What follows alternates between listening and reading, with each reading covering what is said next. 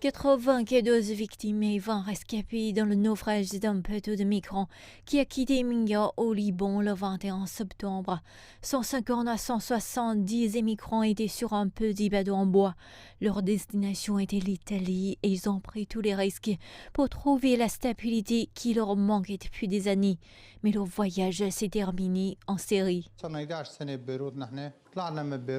J'ai vécu à Beyrouth pendant 11 ans. Nous avons quitté Beyrouth à 4 heures du matin, espérant passer d'un petit bateau à un plus grand. Le bateau a été arrêté à plusieurs reprises jusqu'à ce qu'il tombe en panne et que personne ne vienne nous sauver. Le bateau a chaviré là. Je me suis agrippé à un galon en plastique et je ne sais pas nager. Et les vagues nous ont jetés jusqu'à ce que nous arrivions ici. Nous sommes restés 3 jours comme ça.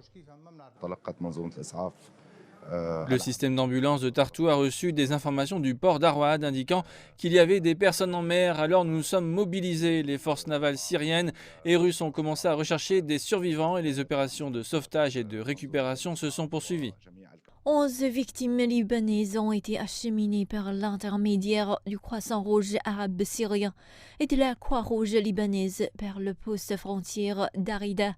Les rapports disent qu'il y a aussi des réfugiés palestiniens sur le bateau. Les équipes de secours poursuivent leurs opérations en coopération avec la défense civile, récupérant les corps qui apparaissent sur la plage. Ensuite, ils sont envoyés à l'hôpital Al-Basel. L'armée libanaise a déclaré samedi avoir arrêté l'un des responsables de la gestion d'un réseau et de la préparation du voyage.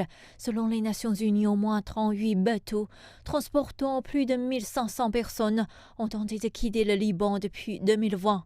Ce n'est pas la première tragédie des migrants qui se noient en mer. Des dizaines de victimes et des dizaines de familles sont endeuillées. Ce sont des tragédies que partagent la Syrie et le Liban. Deux pays qui subissent des crises économiques depuis des années, sans espoir d'amélioration dans un avenir proche.